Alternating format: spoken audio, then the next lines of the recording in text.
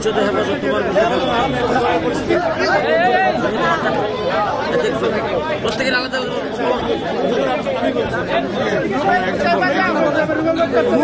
মুফতি ফখরুল ইসলাম, মহাসচিব, বাংলাদেশ খেলাফত আন্দোলন। আমরা বর্তমান সরকারের সমস্ত কার্যকলাপের সাথে একাত্মতা ঘোষণা করছি। সরকারকে সবসময় সর্বদা সহযোগিতা করব এই আশ্বাস পোষণ করেছি।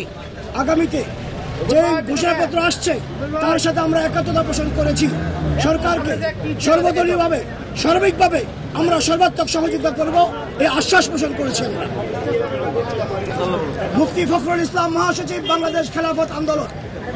আমি মৌলানা আতাউল্লাহ আমিন, বাংলাদেশ খেলাফত মজলিসের যুগ্ম মহাসচিব। এখানে অনেকগুলো ইসলামী দল আছে।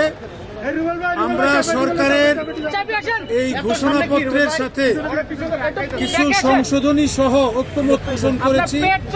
আমরা বিগত দিনে যারা 15-16 বছর বিভিন্নভাবে নির্যাতিত হয়েছে, জুলুমের শিকার হয়েছে, বিশেষভাবে 2013 সালের শাপলা চত্বরের আন্দোলন, 2021 সালে আলেমদেরকে ব্যাপকভাবে যে নির্যাতন করা হয়েছে, এই সব হিস্টোরি আন্দোলনের ধারাবাহিকতা 13 থেকে নিয়ে 2024 পর্যন্ত সবকিছু সংযুক্ত করার দাবি আমরা জানিয়েছি। আমরা ঘোষণাপত্রের সাথে ঐক্যমত পোষণ করেছি। আশা করি সমস্ত রাজনৈতিক দল ঐক্যবদ্ধভাবে ঘোষণাপত্র প্রকাশ করবে। বাংলাদেশ খেলাফত যুগ্ম মহাসচিব আতাউল্লাহ আমিন।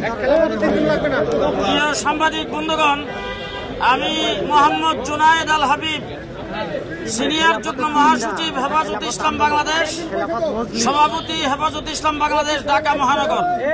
আমার রাজনৈতিক পরিচয় হলো আমি জমিয়তুল উলামা ইসলাম বাংলাদেশের সহসভাপতি।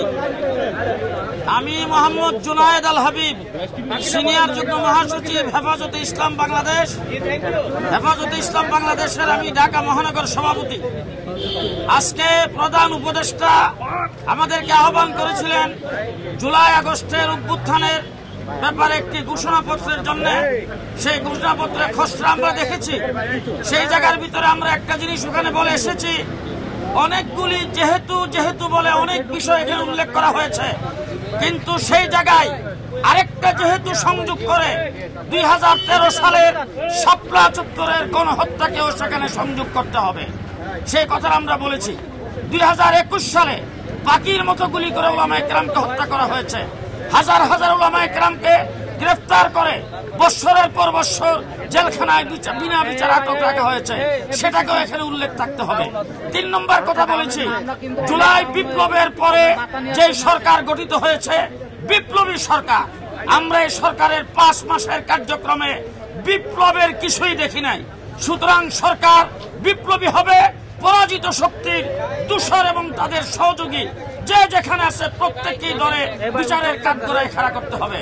এবং আমি আগামী নির্বাচনে পরাজিত শক্তি এবং তাদের সহযোগী কেউ সেই নির্বাচনে অংশগ্রহণ করতে পারবে না।